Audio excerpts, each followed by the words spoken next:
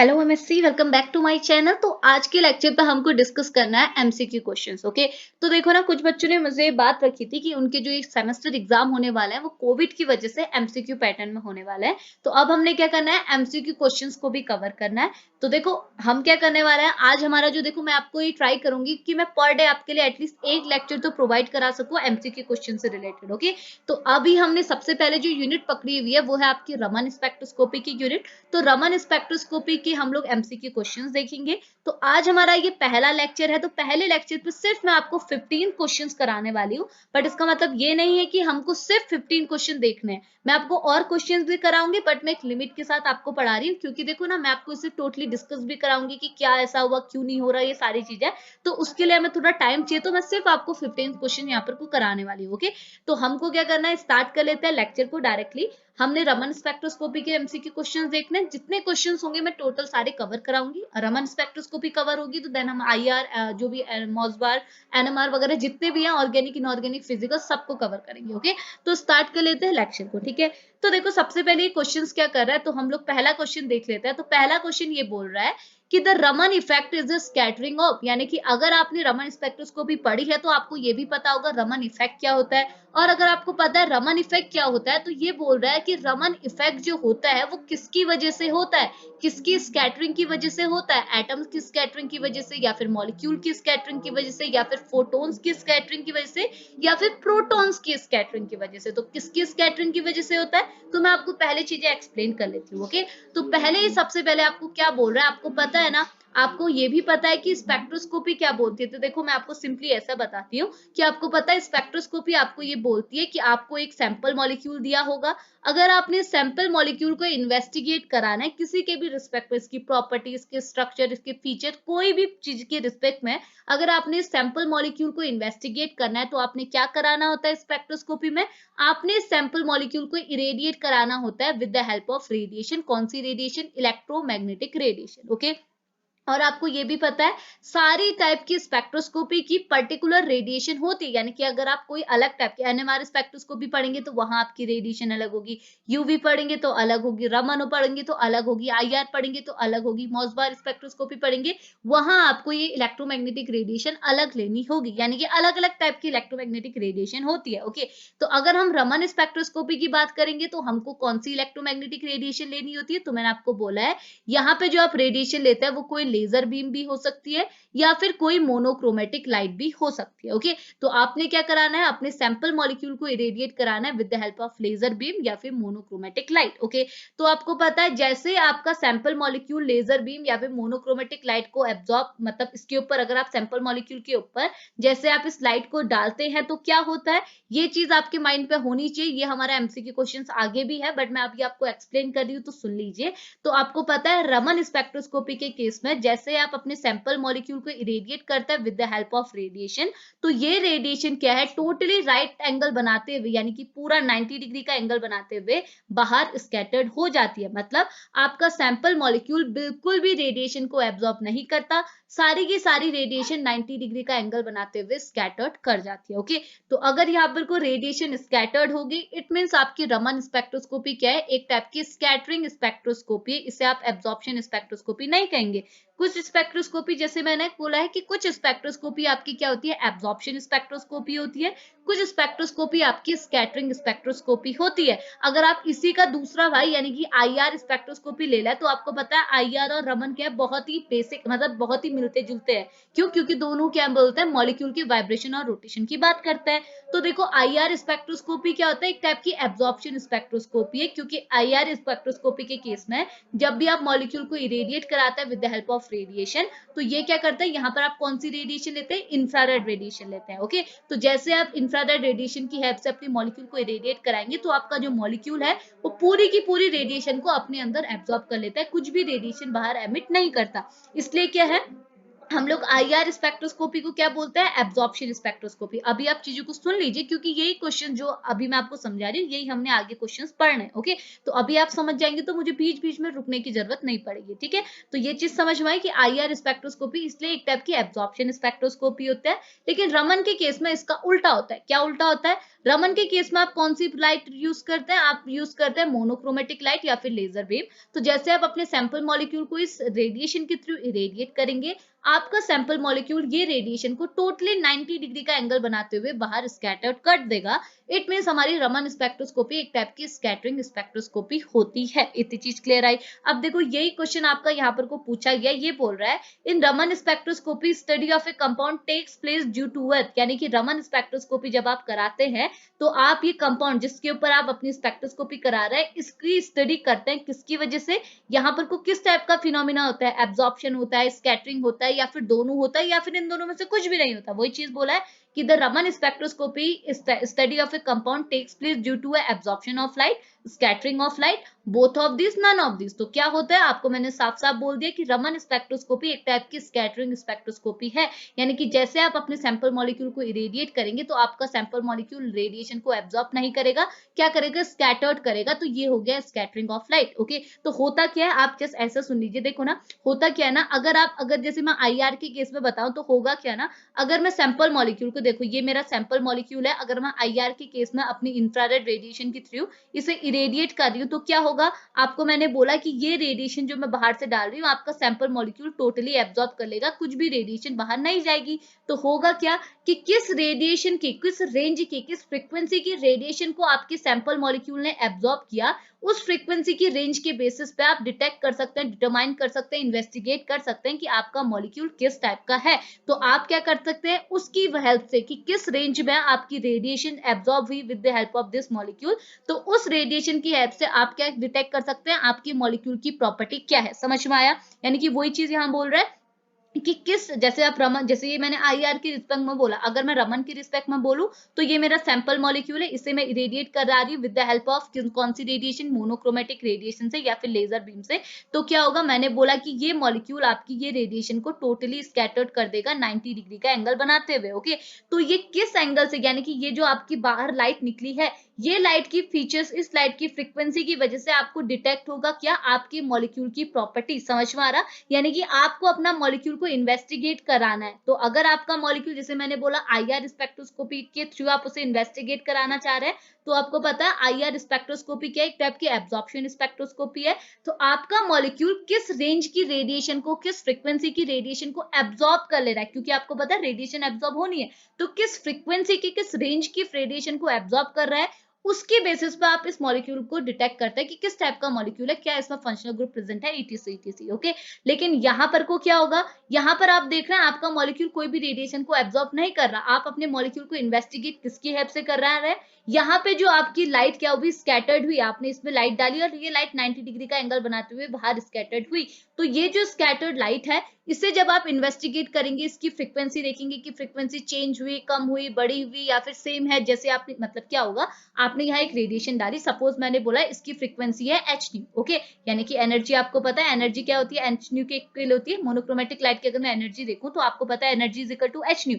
अगर ये लाइट की एनर्जी एच न्यू है और अगर इस लाइट की एनर्जी भी क्या है, एच न्यू है, तो यहाँ पर को क्या है, इस लाइट की, ये जो आपकी लाइट बाहर आई, इसके बेसिस पर मैं डिटेक्ट कर सकती हूँ कि मेरा कंपाउंड क्या है। अब जरूरी नहीं है कि इसकी एनर्जी एच न्यू है तो इसकी भी एच न्यू, क्या होगा, कभी इसकी एनर्जी कम हो जाएगी, यानी कि पहले इन दोनों की एच न्यू था, तो क्या हो सकता है एक बार कि इसकी एच न्यू है बट इसकी क्या होगी, लेस देन एच न्यू। और एक केस ऐसा भी हो सकती है कि अगर इसकी एच न्यू है तो इसकी क्या हो, मोर देन एच न्यू। तो कुछ भी हो सकता है। तो इसके बेसिस पे कि यहाँ पे जो आपकी स्कैटर्ड लाइट है इसकी क्या रेंज है, किस टाइप की लाइट है, इसकी फ्रीक्वेंसी में चेंज आया, बड़ी घटी, कुछ भी हुआ, जो भी चेंजेस आया, उसके बेस पे आप अपने मॉलिक्यूल को, जो सैंपल मॉलिक्यूल है उसे इन्वेस्टिगेट कर सकते हैं। तो वही बोल रहा है कि आपसे डायरेक्टली ऐसा भी पूछ लिया जा सकता है कि Raman spectroscopy is a type of absorption spectroscopy, scattering spectroscopy, या फिर both of this, none of this. तो उसमें तो आप आसानी से बोल देंगे कि Raman spectroscopy is a scattering spectroscopy, क्योंकि आपको पता है रमन के केस में लाइट स्कैटर्ड होती है। बट ये क्वेश्चन थोड़ा सा ऐसे बोल रहा है कि रमन स्पेक्ट्रोस्कोपी के केस में आप अपने कंपाउंड को कैसे पढ़ते हैं, कैसे आप उसकी स्टडी कराते हैं। तो कैसे स्टडी कराते हैं, क्योंकि आपको पता है रमन स्पेक्ट्रोस्कोपी में आपकी मॉलिक्यूल आपकी लाइट को क्या है स्कैटर्ड कर देते हैं। तो आप अपनी स्कैटर्ड लाइट को पढ़ के, कि अपनी स्कैटर्ड लाइट को इन्वेस्टिगेट कर सके कि क्या इसकी फ्रीक्वेंसी है, क्या इसकी फ्रीक्वेंसी में चेंज आया, क्या बढ़ी, क्या घटी, कुछ भी बेसिस पे, इसी के बेसिस पे आप इन्वेस्टिगेट करते हैं कि आपका मॉलिक्यूल कैसा है। तो इसीलिए हम बोलते हैं कि रमन स्पेक्ट्रोस्कोपी भी एक टाइप की क्या है, स्कैटरिंग ऑफ लाइट वाली स्पेक्ट्रोस्कोपी है। It is clear, right? तभी मैं आपको यहाँ पर ये चीजें एक्सप्लेन कर रही थी, ठीक है? तो ये क्वेश्चन तो बन गया, बट इसको आपको मैं और एक्सप्लेन करती हूँ। तो देखो मैंने आपको क्या बोला कि जैसे आप रमन स्पेक्ट्रोस्कोपी पढ़ते हैं, तो आपको पता है रमन स्पेक्ट्रोस्कोपी के केस में जो आपने लाइट डाली, वो लाइट क्या है 90 डिग्री का एंगल बनाते हुए बाहर निकलती है। ओके, बट आपको पता है मैंने आपको थ्योरी के केस पे भी बताया था कि यहाँ पर को क्या है, दो टाइप के फिनोमिना जनरेट होता है। दो टाइप के फिनोमिना मतलब देखो, जो आपकी मोनोक्रोमेटिक लाइट है इसके पास फोटोन्स है, क्योंकि आपने जब एनर्जी निकाली तो एनर्जी की वैल्यू, जो मेरी रेडिएशन है, अगर मैं इसके लिए एनर्जी की वैल्यू निकालू तो आपको पता है energy is equal to h nu. Okay, तो यहाँ पर जो ये फोटोन्स है ये क्या होंगे, जैसे आप इस लाइट मॉलिक्यूल को, ये जो लाइट है इसे आप अपने मॉलिक्यूल में डालेंगे, तो आपको पता है आपके पास मॉलिक्यूल के पास क्या है, देखो मैं यहाँ पर लिखती हूँ, आपके मॉलिक्यूल के पास क्या है, एटम्स है। ओके, क्योंकि आपको पता है मॉलिक्यूल एटम के कॉम्बिनेशन से बना है, और आपके पास क्या है, लाइट है। तो आपने क्या किया, आपकी जो लाइट है, लाइट के पास क्या है, फोटोन्स है। तो होता क्या है, जो आपके फोटोन्स है और आपका जो मॉलिक्यूल है ये एक दूसरे के ऊपर टकरा रहे हैं। तो यहाँ पर आपके फोटोन्स और एटम के बीच में क्या होता है, कोलिजन होता है। ये दोनों एक दूसरे से कोलाइड करते हैं, यानी कि आपका मॉलिक्यूल है, मॉलिक्यूल के अंदर छोटे छोटे एटम्स है, इस एटम के ऊपर जैसे आप फोटोन्स डालते हैं तो फोटोन्स और एटम के बीच में कोलिजन होता है। और ये कोलिजन क्या है, दो टाइप का होता है, एक होता है इलास्टिक कोलिजन, एक होता है इन इलास्टिक कोलिजन। ओके, तो इलास्टिक कोलिजन की वजह से क्या होता है, अलग टाइप की फ्रीक्वेंसी आपको मिलेगी, यानी कि अलग टाइप की रेडिएशन आपको यहाँ पर मिलेगी। इन इलास्टिक कोलिजन की वजह से अलग टाइप की रेडिएशन आपको मिलेगी, जैसे हमने थ्योरी वाले लेक्चर्स पे देखा हुआ था। ओके, अब होता क्या है, तो मैं आपको बोल दूं कि इलास्टिक कोलिजन मतलब क्या हुआ, इलास्टिक कोलिजन मतलब कि अगर आप इसकी एनर्जी देखेंगे, यानी कि आपने इंसिडेंट रे की, ये आपकी इंसिडेंट रे होगी, इसे मैं आई बोल रही हूँ, ये आपकी स्कैटर्ड रे, क्योंकि ये बाहर स्कैटर्ड हुई, इसे मैं बोल रही हूँ एस। ओके, तो अगर आपकी इंसिडेंट रे की फ्रीक्वेंसी और स्कैटर्ड रे की फ्रीक्वेंसी इक्वल है, देन इस केस में आप बोलेंगे कि यहाँ पे जो कोलिजन हुआ बिटवीन द आपकी फोटोन्स और आपके एटम्स के बीच में, तो ये जो कोलिजन हुआ इसे आप बोलेंगे इलास्टिक कोलिजन। इलास्टिक कोलिजन के केस में क्या होता है, एनर्जी में कोई भी चेंज नहीं होता, फोटोन्स की जितनी, देखो ना आप ऐसा बोल सकते हैं ये आपका फोटोन है, ये आपका एटम है, ये आपके कोलाइड कराते हैं, जैसे आपका गैसियस मॉलिक्यूल कोलाइड कराते हैं। तो आपको पता है ना, गैसियस मॉलिक्यूल की हम लोग पर्टिकुलर फिक्स एनर्जी नहीं निकाल सकते, क्यों, क्योंकि गैसियस मॉलिक्यूल रैंडम मोशन में है, उनके पास अपनी एनर्जी है। बट ये दोनों जब आपस में कोलाइड कराएंगे तो ये अपनी एनर्जी को ट्रांसफॉर्म भी कर, मतलब कि ट्रांसफर कर देते हैं एक मॉलिक्यूल से दूसरे मॉलिक्यूल में। सेम चीज यही है, अगर यहाँ पर कोई दोनों कोलाइड कराएंगे, आपका फोटोन्स और आपकी मॉलिक्यूल में जो आपके एटम्स है, ये दोनों के बीच में कोलिजन होगा, तो मे बी इन दोनों की एनर्जी ट्रांसफर भी हो सकती है, नहीं भी हो सकती है। तो अगर इन दोनों की एनर्जी में, एटम्स और फोटोन्स की एनर्जी में कोई भी चेंज नहीं आया, यानी कि इसकी जो एनर्जी है वो इसकी एनर्जी क्या है, इक्वल है, कोई भी एनर्जी में चेंज नहीं आया, इट मीन्स यहाँ पे जो कोलिजन होगा वो इलास्टिक कोलिजन होगा। और इलास्टिक कोलिजन की वजह से जो आपको स्पेक्ट्रा में लाइन मिलती है, उस लाइन को आप क्या बोलते हैं, रेलेग लाइन, जो कि सेंटर पे प्रेजेंट होती है कुछ इस टाइप से। ओके, दूसरा, अगर मैं बोलूं कि फोटोन्स और एटम के बीच में कोलिजन तो हुआ, बट आफ्टर कोलिजन इन दोनों के बीच में एनर्जी का चेंज हुआ, यानी कि एक की एनर्जी बढ़ गई, एक की एनर्जी घट गई। ओके, तो यहाँ दो केस हो सकते हैं। अगर देखो, अगर आपके फोटोन्स की एनर्जी देखो, अगर मतलब अभी मैं आपको पूरा ऐसे खोल के नहीं बता रही हूँ, अभी जस्ट मैं आपको इतना बता रही हूँ कि एक की एनर्जी बढ़ सकती है, मे बी आपकी इसकी एनर्जी बढ़ जाए। देखो एक केस में क्या होगा, एच की एनर्जी यानी कि फोटोन्स की एनर्जी बढ़ जाए, एटम की एनर्जी क्या हो जाए, कम हो जाए। और एक केस में ऐसा हो सकता है फोटोन्स की एनर्जी कम हो जाए और एटम की एनर्जी बढ़ जाए। समझ में आ रहा, यानी कि इन दोनों के बीच में, आपके फोटोन और आपके एटम के बीच में कोलिजन हुआ। तो एक केस में क्या हुआ, आपके फोटोन ने अपनी एनर्जी ट्रांसफर कर दिया एटम की ओर, यानी कि फोटोन्स की एनर्जी तो कम होगी, एटम की एनर्जी बढ़ गई आफ्टर कोलिजन। ओके, तो आपको क्या लगेगा, ये जो कोलिजन होता है वो होता है इन इलास्टिक कोलिजन। और दूसरा केस क्या हो सकता है कि मे बी आपकी एटम की एनर्जी कम हो जाए, फोटोन्स की एनर्जी बढ़ जाए, कुछ भी हो सकता है। इस कोलिजन को आप बोलते हैं, इसको भी बोला जाता है इनलास्टिक इलास्टिक कोलिजन, और ये इनइलास्टिक कोलिजन की वजह से आपको दो पीक मिलती है। एक पीक होती है आपकी स्टॉक पीक, एक होती है एंटी स्टॉक पीक। ओके, तो आपको इतनी चीज समझ में आई। ये जैसा आपका रफ इंट्रोडक्शन मैंने आपको एक्सप्लेन कर दिया। अब इसी के बेसिस पे, इतने पोर्शंस के बेसिस पे आपको आगे के क्वेश्चंस मिलेंगे। तो अब आप ये वाला क्वेश्चन समझ गए कि रमन इफेक्ट किसकी वजह से हो रहा है, किसकी वजह से स्कैटरिंग हो रही है। आपको पता है फोटोन्स की वजह से, फोटोन्स में ही तो चेंज आ रहा है। यहाँ पे भी आपके एच न्यू है, यहाँ पे भी। तो क्या होता है, देखो अब आप ऐसा मत सोचिएगा कि एटम भी तो कोलाइड करा रहा है। एटम कोलाइड करा रहे हैं, बस स्कैटरिंग किसकी, कोलिजन एटम की वजह से भी हो रहा है, लेकिन स्कैटरिंग किसकी वजह से हो रही है, फोटोन्स की वजह से। इसकी भी एनर्जी होगी is equal to h nu, और इसके लिए भी, इस रेडिएशन, ये भी तो एक टाइप की रेडिएशन है, इसके लिए एनर्जी होगी एच न्यू, इसके लिए भी एनर्जी होगी एच न्यू। बट क्या होगा, एक बार इसकी एनर्जी कम हो जाएगी, एक बार इसकी ज्यादा, एक बार इसकी ज्यादा, एक बार इसकी कम। इसके बेसिस पर आपको दो टाइप की लाइन मिलती है, एक होती है स्टॉक लाइन, एक होती है एंटी स्टॉक लाइन। और अगर इन दोनों की एनर्जी इक्वल है, इसकी energy is equal to h nu, यानी कि इंसिडेंट रे की एनर्जी आपने डाली कितनी एनर्जी, एच न्यू की इक्वल एनर्जी डाली, और स्कैटर्ड कितनी हुई, टोटल एच न्यू एनर्जी आपकी बाहर स्कैटर्ड हुई। इट मींस क्या हुई, इन दोनों की एनर्जी इक्वल है, किसी की एनर्जी ज्यादा ना किसी की एनर्जी कम। इट मींस इस केस में जो कोलिजन हुआ वो आपकी इनइलास्टिक कोलिजन आया। इनइलास्टिक कोलिजन मतलब कोई भी एनर्जी में चेंज नहीं हुआ, तो उसकी वजह से जो आपको लाइन ड्रॉ होती है उसे बोलते हैं रेलेग लाइन। ओके, तो आपको ये क्वेश्चन समझ में आया कि रमन इफेक्ट, और देखो जो रेलेग लाइन होता है ये भी तो एक टाइप की स्कैटरिंग हुई, लेकिन रेलेग लाइन को आप रेलेग स्कैटरिंग कहते हैं। लेकिन जो आपकी ये स्टॉक और एंटी स्टॉक लाइन आती है ना, आपको मैंने पहले भी बोला है, ये इस लाइन जो होती है वो ही लाइन की जो मतलब ये किसकी वजह से, वो स्कैटरिंग की वजह से तो हुआ। इस टाइप की स्कैटरिंग को आप बोलते हैं, जब आपको स्टॉक और एंटी स्टॉक लाइन मिलती है, इसे आप बोलते हैं रमन इफेक्ट। ओके, तो रेलेग लाइन को आप कभी भी रमन इफेक्ट में इंक्लूड मत कीजिएगा। रेलेग लाइन रेलेग इफेक्ट की वजह से होती है, लेकिन रमन इफेक्ट की वजह से सिर्फ स्टॉक लाइन और एंटी स्टॉक लाइन आती है। तो आपको पता चल गया रमन इफेक्ट किसकी वजह से हो रहा है, किसकी स्कैटरिंग की वजह से हो रहा है, फोटोन्स की स्कैटरिंग की वजह से हो रहा है। तो यहाँ पर को ना आपका एटम इन्वॉल्व होता है, ना मॉलिक्यूल, ना आपका प्रोटॉन। कौन इन्वॉल्व होता है, फोटोन्स इन्वॉल्व होता है। इतनी चीज क्लियर आई। अब ये हो गया आपका पहला क्वेश्चन, ये बन गया आपका दूसरा क्वेश्चन। ओके, अब तीसरा क्वेश्चन ये क्या बोल रहा है, ये बोल रहा है when a substance is irradiated with the monochromatic light, the scattered light at a right angle of incident may be a contain line of. तो ये बोल रहा है कि अगर आपने अपने सैंपल मॉलिक्यूल को इरेडिएट किया with the help of monochromatic light, तो यहाँ पे जो लाइट आपको पता है रमन स्पेक्ट्रोस्कोपी में, जैसे मैंने बोला 90 डिग्री का एंगल बनाते हुए बाहर स्कैटर्ड हो जाएगी। तो ये बोल रहा है जो बाहर लाइन स्कैटर्ड होगी, इसकी फ्रीक्वेंसी की रेंज क्या होगी। तो मैंने अभी आपको साफ साफ बोला कि यहाँ पर को क्या होगा, जो आपका रेडिएशन आई है इसके पास एच न्यू टाइप की एनर्जी है। तो यहाँ पे जो फोटोन्स है ये मॉलिक्यूल से कोलाइड कराता है। और कोलिजन भी दो टाइप का होता है, एक बार इलास्टिक कोलिजन हो सकता है, may be in elastic collision होता है। तो इलास्टिक कोलिजन की वजह से तो फ्रीक्वेंसी सेम रहती है, बट इन इलास्टिक कोलिजन की वजह से आपको दो टाइप की फ्रीक्वेंसी मिलती है। मे बी फ्रीक्वेंसी इंसिडेंट से कम हो, मे बी फ्रीक्वेंसी इंसिडेंट से ज्यादा हो। तो यहाँ पर को क्या है, आपको अलग अलग टाइप की फ्रीक्वेंसी मिलेगी। समझ में आ रहा, ये बोल रहा है व्हेन अ सब्सटेंस, अगर आपका जो सब्सटेंस है जिसे आप इरेडिएट करा रहे हैं with the help of monochromatic light, अगर आप इसे इरेडिएट कराएंगे तो जो आपकी लाइट स्कैटर्ड हुई, इसकी फ्रीक्वेंसी रेंज क्या है। तो आपको पता है मे बी इन दोनों की फ्रीक्वेंसी रेंज इक्वल हो। अगर इसकी एनर्जी एच न्यू है तो इसकी एनर्जी भी एच न्यू हो।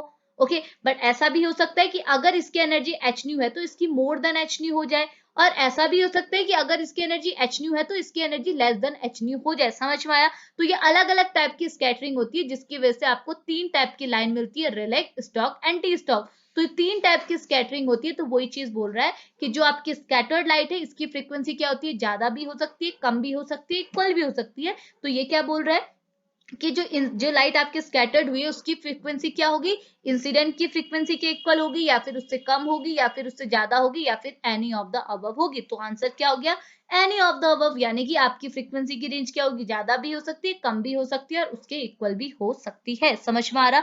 अभी देखो आपको घिचर पिचर हो रहा होगा, तो मैंने आपको रमन स्पेक्ट्रोस्कोपी में साफ साफ चीजें एक्सप्लेन की थी। अभी क्या होता, जितना टाइम है मैं उसके अकॉर्डिंग बता रही हूँ, अगर प्रॉब्लम होगी तो आप मुझसे पूछ सकते हैं। ठीक है, इतनी चीज क्लियर आई। अब हम लोग नेक्स्ट पे बात करते हैं। ओके, अगला क्वेश्चन आपको फोर्थ क्वेश्चन ये है, ये बोल रहा है the elastic scattering of a photon is called as, अगर आपकी देखो मैंने आपको क्या बोला, दो टाइप की स्कैटरिंग होती है, इलास्टिक स्कैटरिंग और एक होती है इन इलास्टिक स्कैटरिंग, या फिर आप कोलिजन भी बोल सकते हैं। ओके, तो इलास्टिक कोलिजन की वजह से या फिर इलास्टिक स्कैटरिंग की वजह से आपको क्या मिलता है, आपको मतलब अगर आप इलास्टिक स्कैटरिंग करेंगे, नहीं स्कैटरिंग नहीं बोलना चाहिए, ठीक है, ये आप बोलेगा इलास्टिक कोलिजन। इलास्टिक कोलिजन की वजह से आपको किस टाइप की स्कैटरिंग मिलती है? Atmospheric scattering, Rayleigh scattering, conserve scattering या फिर रमन स्कैटरिंग। तो देखो अभी अभी मैंने आपको बोला कि अगर आपकी इलास्टिक स्कैटरिंग होती है तो उसे आप बोलते हैं रेलेग स्कैटरिंग। यानी कि मैंने आपको क्या बोला, देखो मैं आपको टेबल के फॉर्म में आपको ऐसे एक्सप्लेन करती हूँ, मे बी आपको अच्छे से समझ में आए, ठीक है, 1 मिनट रुकिएगा, ठीक है। तो ये देखो मैंने आपको क्या बोला, ये आपकी इंसिडेंट रे है, ये आपकी स्कैटर्ड रे है, ओके। इंसिडेंट रे की फ्रीक्वेंसी मैंने बोला एच न्यू है, और स्कैटर्ड रे की फ्रीक्वेंसी अगर मैंने जो इंसिडेंट रेडिएशन डाली है वो मेरी मर्जी, सपोज मैंने बोला उसकी एनर्जी है E is equal to h nu, okay. तो अगर जो मेरी रेडिएशन मॉलिक्यूल से पास होने के बाद निकली, इसकी रेडिएशन की फ्रीक्वेंसी भी अगर आपको एच न्यू मिल रही है, इट मींस यहाँ पे जो कोलिजन हुआ वो होता है इलास्टिक कोलिजन। और आपको पता है अगर इंसिडेंट रे की फ्रीक्वेंसी और स्कैटर्ड रे की फ्रीक्वेंसी सेम आएगी तो स्पेक्ट्रा में आपको एक सिंगल सेंटर पे एक पीक मतलब एक लाइन मिलेगी, इसे आप बोलते हैं रेलेग लाइन। रेलेग लाइन मतलब इसकी जो फ्रीक्वेंसी है वो मतलब इस केस में जो आपकी रेलेग स्कैटरिंग ही तो हुई, अगर इंसिडेंट रे की फ्रीक्वेंसी और स्कैटर्ड रे की फ्रीक्वेंसी इक्वल है तो उस केस में आप बोलेंगे ये जो कोलिजन होता है इसे कोलिजन को बोलते हैं इलास्टिक कोलिजन, और इस टाइप की स्कैटरिंग को बोलते हैं रेलेग स्कैटरिंग, ओके। अगर मैं इसी का उल्टा बोल दूं, इसी का उल्टा मतलब मैंने एक केस ऐसा बना दिया कि सपोज मेरी जो इंसिडेंट रे की फ्रीक्वेंसी तो एच न्यू है, बट मेरी जो स्कैटर्ड हुई, जो बाहर जो रेडिएशन निकली, इसकी फ्रीक्वेंसी क्या है, एच न्यू से क्या हो गई, कम हो गई, ठीक है ना, एच न्यू से क्या होगी, ज्यादा होगी। यानी कि ये जो मेरी फ्रीक्वेंसी है इसकी फ्रीक्वेंसी क्या है, एच न्यू से ज्यादा है। इट मींस क्या हो गया, यहाँ पर कोई एनर्जी में चेंज आया, इस केक की एनर्जी यानी कि फोटॉन्स और एटम के बीच में जो कोलिजन हुआ उनके बीच में एनर्जी में चेंज आया, और एनर्जी में चेंज आने की वजह से इंसिडेंट रे की फ्रीक्वेंसी जो इनिशियली आपने एच न्यू ली थी, स्कैटर्ड रे की यहाँ से जो रेडिएशन स्कैटर्ड हुई उसकी फ्रीक्वेंसी एच न्यू के इक्वल नहीं है। इट मींस क्या हुआ, ये जो कोलिजन हुआ वो इनइलास्टिक कोलिजन हुआ। और इसी का उल्टा क्या होगा, अगर मेरी रेडिएशन एच न्यू है और जो स्कैटर्ड रे है उसकी फ्रीक्वेंसी की रेडिएशन क्या है, एच न्यू से क्या है, कम है, यानी कि एच न्यू से कम है, इट मींस क्या होगी, यहाँ पे भी इनइलास्टिक कोलिजन हुआ क्योंकि एनर्जी का ट्रांसफॉर्मेशन मतलब चेंज अभी भी आ रहा है। और ये कोलिजन की वजह से जो आपको स्पेक्ट्रम मिलता है, इस टाइप की स्कैटरिंग की वजह से जो मतलब इस टाइप की जो स्कैटरिंग होती है, इस स्कैटरिंग की वजह से जो आपको लाइन मिलती है, एक लाइन होती है स्टॉक लाइन, एक होती है एंटी स्टॉक लाइन, और इस टाइप की स्कैटरिंग को आप बोलते हैं रमन स्कैटरिंग, ओके, या फिर आप बोल सकते हैं रमन इफेक्ट, ओके। तो आप साफ साफ समझ गए कि इलास्टिक कोलिजन जब भी होता है तो उसकी वजह से आपको क्या मिलता है, इलास्टिक कोलिजन की वजह से आपको रेलेग लाइन मिलती है, जो कि हमने यहाँ पर को लिखा हुआ है कि आपकी इलास्टिक कोलिजन अगर आपका हुआ तो आपको जो स्कैटरिंग मिलेगी वो बोलेगी रमन स्कैटरिंग, या और आपको जो लाइन मिलेगी उसे आप बोलेंगे रमन सॉरी रेलेग लाइन। इतनी चीज क्लियर आई। अगला क्वेश्चन क्या बोल रहा है, अगला क्वेश्चन इससे से रिलेट कर रहा है, ये बोल रहा है कि Raman scattering is done because of, अब आपको देखो मैंने क्या बोला, रमन स्कैटरिंग किसकी वजह से होती है, तो रमन स्कैटरिंग की रीजन बोल रहा है, ये बोल रहा है ये एक टाइप की एटमॉस्फेरिक स्कैटरिंग है, रेलेग स्कैटरिंग है, या फिर किसकी वजह से हो रहा है, इलास्टिक कोलिजन या फिर इनइलास्टिक कोलिजन। तो मैंने आपको साफ साफ बोला कि अगर आपका इनइलास्टिक कोलिजन होता है तो उस केस में जो आपकी स्कैटरिंग होती है उसे आप बोलते हैं रमन स्कैटरिंग, और जो लाइंस बनती है उसे आप बोलते हैं रमन लाइन, जो कि एक टाइप की स्टॉक लाइन और एक टाइप की एंटी स्टॉक लाइन होती है। तो इसका आंसर हो गया इन इलास्टिक कोलिजन की वजह से आपको रमन स्कैटरिंग मिलती है, यानी कि रमन इफेक्ट मिलता है, ओके। अब अगला क्वेश्चन ये बोल रहा है, सिक्स क्वेश्चन आपका क्या है, सिक्स क्वेश्चन ये बोल रहा है कि विच of the following can not be conserve during the Raman scattering. अगर आपकी रमन स्कैटरिंग हो रही है तो इनमें से कौन सी प्रॉपर्टी आपकी, कौन सी वेरिएबल आपकी कंजर्व नहीं होती है, total energy, momentum, kinetic energy और इलेक्ट्रॉनिक एनर्जी। तो आंसर है आपका काइनेटिक एनर्जी, क्योंकि आप देख रहे हैं यहाँ पर को काइनेटिकली सब कुछ चेंज हो रहा है। तो यहाँ पर को है कि कभी भी अगर आप रमन स्कैटरिंग कराते हैं तो आपकी काइनेटिक एनर्जी चेंज होती है, ओके। तो आंसर हो गया kinetic energy, okay. Next question है आपका क्वेश्चन नंबर 7। तो नेक्स्ट क्वेश्चन नंबर 7 क्या है आपका, क्वेश्चन नंबर 7 ये बोल रहा है how many degree of freedom does a chemical compound an atom have. अगर आप एन एटम के लिए डिग्री ऑफ फ्रीडम निकालना चाहते हैं तो आपको पता है डिग्री ऑफ फ्रीडम किसके इक्वल होती है, 3n के इक्वल होती है। तो आंसर क्या हुआ, डिग्री ऑफ फ्रीडम कोई भी कंपाउंड के लिए किसके इक्वल होता है, 3n के इक्वल होता है। तो आंसर इज 3n यानी कि सी, ओके। इतनी चीज तो पता है ना, 3n मतलब क्या हो गया, translation degree of freedom, vibration degree of freedom, rotational degree of freedom. तो ये बोल रहा है अगर आपके पास कोई केमिकल कंपाउंड n है तो इसके लिए टोटल डिग्री ऑफ फ्रीडम किसके इक्वल होता है, 3n के इक्वल होता है। Answer number 3, okay.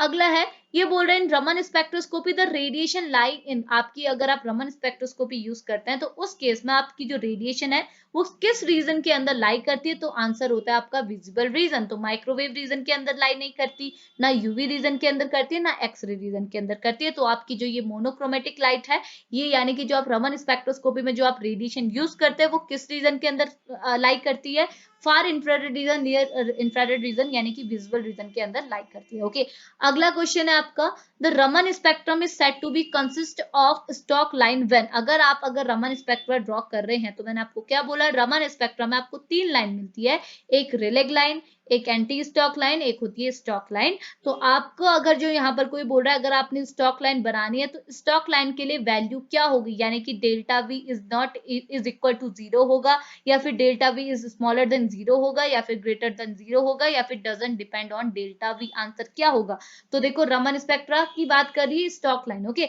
तो देखो मैं आपको बताऊं, आपको पता है ना डेल्टा वी का कॉन्सेप्ट कहां से आता है, एक मिनट रुकिएगा। ओके, तो आपको पता है कि रमन इफेक्ट क्या बोलता है, रमन इफेक्ट बोलता है कि delta V is equal to V I minus V S, यानी कि क्या हो जाएगा, अगर आप क्या है फ्रीक्वेंसी ऑफ इंसिडेंट रे से फ्रीक्वेंसी ऑफ स्कैटर्ड रे को माइनस कर देंगे तो जो वैल्यू आपको यहाँ पर को मिलेगी डेल्टा वी, वो होती है आपकी ये डेल्टा वी की वैल्यू। ये बोल रहा है अगर आपने स्टॉक लाइन बनाई है तो उस केस में डेल्टा वी की वैल्यू क्या होगी, नेगेटिव 0 से कम होगी। 0 देखो ना, 0 से कम मतलब क्या हुआ, देखो मैं आपको पहले ऐसे एक्सप्लेन करती हूँ। ये बोल रहा है delta V is greater than 0, greater than 0 का मतलब क्या हुआ, 0 से ज्यादा, यानी कि 0 से ज्यादा मतलब पॉजिटिव, यानी कि यहाँ पर कोई ये बोलना चाह रहा है कि जो आपकी डेल्टा वी की वैल्यू है, एक मिनट रुकिएगा, ये बोलना चाह रहा है कि जो आपकी डेल्टा वी की वैल्यू है वो क्या है, पॉजिटिव वैल्यू है। ओके, तो ये बोल रहा है स्टॉक लाइन के लिए डेल्टा वी की वैल्यू पॉजिटिव होगी, या फिर delta V is smaller than 0 मतलब अगर 0 से कम है मतलब डेल्टा वी की वैल्यू नेगेटिव होगी। ये बोल रहा है कि अगर आप स्टॉक लाइन बनाना चाह रहे हैं तो उसके लिए अगर आप डेल्टा वी की वैल्यू निकालेंगे, क्या वो पॉजिटिव होगी, क्या वो नेगेटिव होगी, क्या वो 0 होगी, या फिर डेल्टा वी पे डिपेंड करती ही नहीं है, या फिर आप ऐसा बोलना चाह रहे हैं कि स्टॉक लाइन क्या है, स्टॉक लाइन की अगर आप वैल्यू निकालना चाह रहे हैं तो वो डेल्टा वी पे कहीं से भी कहीं डिपेंड नहीं करती। तो आंसर क्या होगा, देखो यहाँ पर आपको पता है अगर आप रमन इफेक्ट का फॉर्मूला देखते हैं तो रमन इफेक्ट होता है delta V is equal to V I minus V F, यानी कि चेंज इन फ्रीक्वेंसी किसके इक्वल होता है, frequency of a incident light minus frequency of a scattered light. Okay,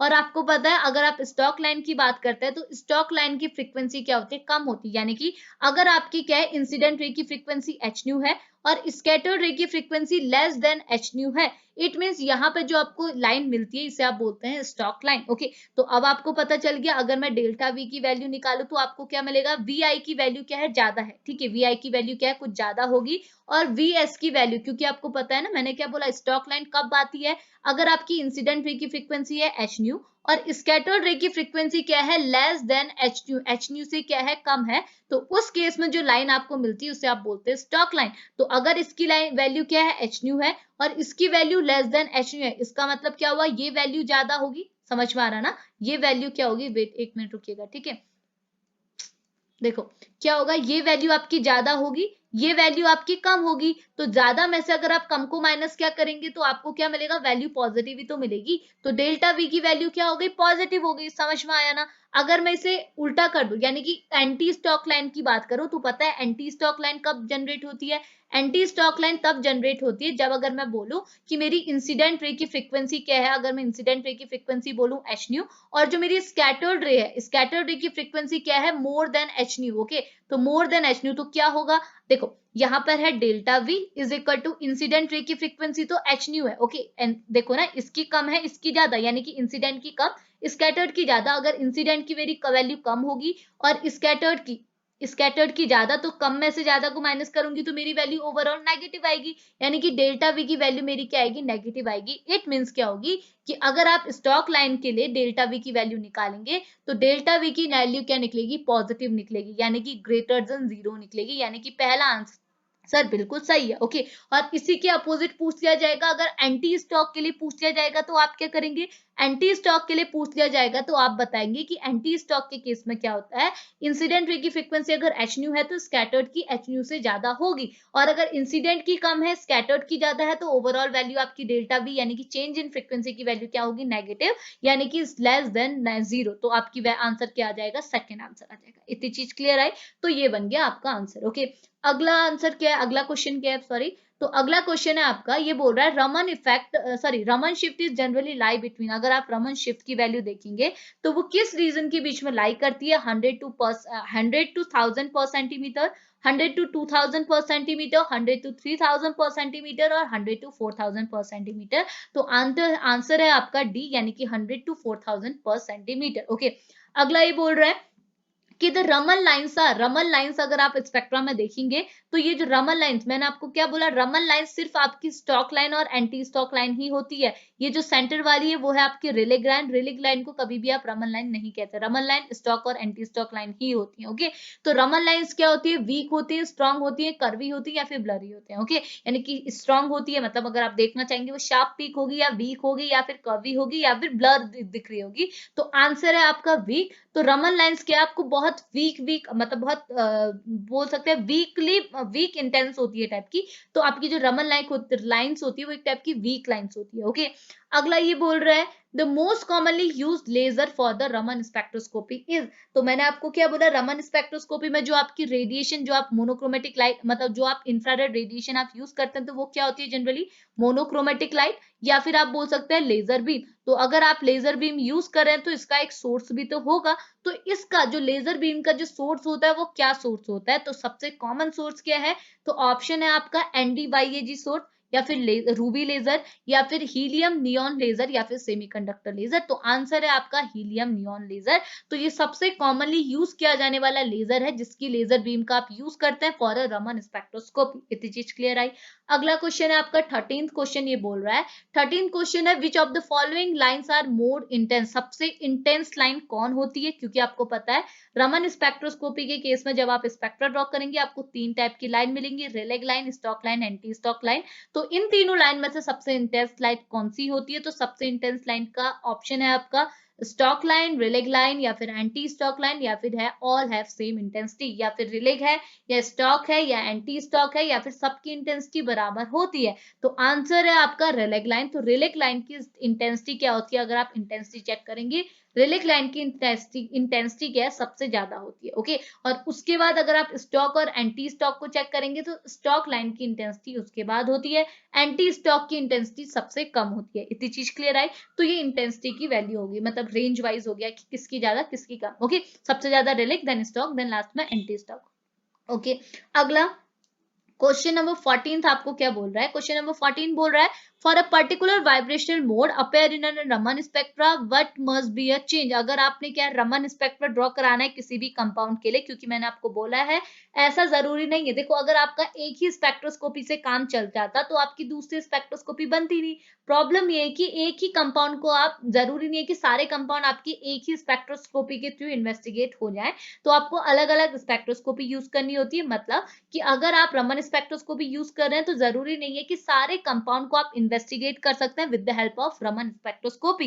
कुछ मॉलिक्यूल को आप कुछ मॉलिक्यूल को आप इन्वेस्टिगेट कर सकते हैं with the help of Raman spectroscopy, but सारे मॉलिक्यूल इन्वेस्टिगेट नहीं हो सकते। इसका रीजन क्या है, इसका रीजन है सिलेक्शन रूल। हम लोग सिलेक्शन रूल क्यों पढ़ते हैं, सिलेक्शन रूल हमें यही बताता है कि कौन से मॉलिक्यूल को आप रमन एक्टिव, कौन से मॉलिक्यूल को रमन इनएक्टिव कहेंगे, यानी कि किस मॉलिक्यूल के लिए आप रमन स्पेक्ट्रोस्कोपी चेक कर सकते हैं और किसके लिए नहीं कर सकते, वही तो होता है सिलेक्शन रूल। तो सिलेक्शन रूल क्या है, किस मॉलिक्यूल को आप बोलेंगे कि ये रमन स्पेक्ट्रा आप इसके लिए ड्रॉ कर सकते हैं, किसके लिए नहीं कर सकते हैं। तो सिलेक्शन रूल आपको पता क्या है, कि ऑप्शंस बता रही हूँ पहले मैं आपको। ऑप्शन ये बोल रहा है कि आपका जो मॉलिक्यूल है उसकी फ्रीक्वेंसी चेंज होनी चाहिए, इंटेंसिटी चेंज होनी चाहिए, मॉलिक्यूल का शेप चेंज होना चाहिए या फिर मॉलिक्यूल की पोलराइजेबिलिटी चेंज होनी चाहिए। तो आपको पता है लास्ट ऑप्शन यानी कि ऑप्शन नंबर डी, यानी कि मॉलिक्यूल की पोलराइजेबिलिटी चेंज होनी चाहिए। यानी कि अगर आप अपने मॉलिक्यूल को इरेडिएट करा रहे हैं with the help of monochromatic light, तो जैसे आप अपने मॉलिक्यूल को इरेडिएट कराएंगे तो इरेडिएट कराते टाइम आपके मॉलिक्यूल की फ्रीक्वेंसी चेंज हो, इंटेंसिटी चेंज हो, मॉलिक्यूल का शेप चेंज हो, इससे कोई भी मैटर नहीं करता। मैटर क्या करता है, आपके मॉलिक्यूल की पोलराइजेबिलिटी चेंज होनी चाहिए। अगर पोलराइजेबिलिटी चेंज हुई, उसी मॉलिक्यूल के लिए आप रमन स्पेक्ट्रा ड्रॉ कर सकते हैं, यानी कि उसी मॉलिक्यूल को आप रमन एक्टिव कहेंगे, अदरवाइज आपका मॉलिक्यूल क्या कहलाया जाएगा, रमन इनएक्टिव बोला जाएगा। ओके, सिमिलरली अगर मैं आईआर के लिए बोलूं तो आईआर के केस में क्या है, दूसरा सिलेक्शन रूल, यानी कि वहां पर आप डाइपोल मूवमेंट की बात करते हैं, आपके मॉलिक्यूल में डाइपोल मूवमेंट चेंज होना चाहिए। अगर मॉलिक्यूल का डाइपोल मूवमेंट चेंज हो रहा है तो उसी मॉलिक्यूल को आप आईआर स्पेक्ट्रोस्कोपी के थ्रू इन्वेस्टिगेट कर सकते हैं, उसी के लिए आप आईआर स्पेक्ट्रा ड्रॉ करेंगे। अदरवाइज अगर वहां पर कोई डाइपोल मूवमेंट चेंज नहीं हो रहा तो उसके लिए आप क्या है, आईआर स्पेक्ट्रा ड्रॉ नहीं कर सकते, उसे आप आईआर इनएक्टिव मॉलिक्यूल बोलेंगे। ओके, तो वही चीज है कि किसका फंड है, सिलेक्शन रूल का। ओके, अगला लास्ट क्वेश्चन आपका क्या है, लास्ट क्वेश्चन है आपका, IR and the Raman spectroscopy are complementary to each other, to each other. तो बताओ क्या रमन स्पेक्ट्रोस्कोपी और आईआर स्पेक्ट्रोस्कोपी एक दूसरे की कॉम्प्लीमेंट्री है? ऑब्वियस सी बात है क्यों? क्योंकि दोनों तो क्या है, बात तो एक चीज पे करती है, तो ठीक है, दोनों मॉलिक्यूल के वाइब्रेशन रोटेशन की बात करते हैं, बट आपको पता है दोनों अलग अलग कॉन्सेप्ट को फॉलो कराते हुए चलते हैं। आप क्या करते हैं, रमन स्पेक्ट्रोस्कोपी में जो आपका सैंपल मॉलिक्यूल है वो आपका कोई भी स्टेट में हो सकता है, लेकिन आईआर के केस में ऐसा नहीं होता। रमन स्पेक्ट्रोस्कोपी के केस में जो आपका मॉलिक्यूल है उसके लिए सिलेक्शन रूल क्या है कि कौन से मॉलिक्यूल को आप इन्वेस्टिगेट कर सकते हैं, वो है पोलराइजेबिलिटी चेंज, यानी कि चेंज इन पोलराइजेबिलिटी। अगर मॉलिक्यूल की पोलराइजेबिलिटी चेंज है तो वो मॉलिक्यूल आपका इन्वेस्टिगेट हो सकता है with the help of Raman spectroscopy, लेकिन आईआर के केस पे ऐसा नहीं होता। आईआर को किसकी नीड होती है, डाइपोल मोमेंट की चेंज की। सिमिलरली आपको मैंने ये भी बोला कि रमन स्पेक्ट्रोस्कोपी एक टाइप की एब्जॉर्प्शन स्कैटरिंग स्पेक्ट्रोस्कोपी है। रमन स्पेक्ट्रोस्कोपी के केस में स्कैटरिंग होनी चाहिए लाइट की। ओके, यानी कि आपका मॉलिक्यूल लाइट को क्या करे, एब्जॉर्ब ना करे, स्कैटर्ड करे। बट आईआर इसका उल्टा बोलता है, आईआर बोलता है कि आपका सैंपल मॉलिक्यूल रेडिएशन को एब्जॉर्ब करे, स्कैटर्ड ना करे। ओके, तो यही फंडा हो गया। इसका मतलब क्या है, ये दोनों एक दूसरे की कॉम्प्लीमेंट्री। इसका आंसर हो गया ट्रू कि रमन स्पेक्ट्रोस्कोपी और आईआर स्पेक्ट्रोस्कोपी एक दूसरे के कॉम्प्लीमेंट्री है। इतनी चीज क्लियर आई। तो ये था आपका पहला पार्ट एमसीक्यू क्वेश्चंस पे, जो है आपका रमन स्पेक्ट्रोस्कोपी पे। तो होप आपको क्वेश्चन समझ में आए होंगे, अगर कहीं भी प्रॉब्लम आई होगी तो आप पूछ लीजिएगा। ओके, तो अभी हम इस लेक्चर को यहीं पे फिनिश करेंगे, मिलेंगे नेक्स्ट क्वेश्चन पे, नेक्स्ट यूनिट पे, मतलब नेक्स्ट लेक्चर पे नेक्स्ट क्वेश्चंस के साथ। ओके, तो लेक्चर को फिनिश करते हैं, मिलेंगे नेक्स्ट लेक्चर पे, तब तक के लिए बाय बाय।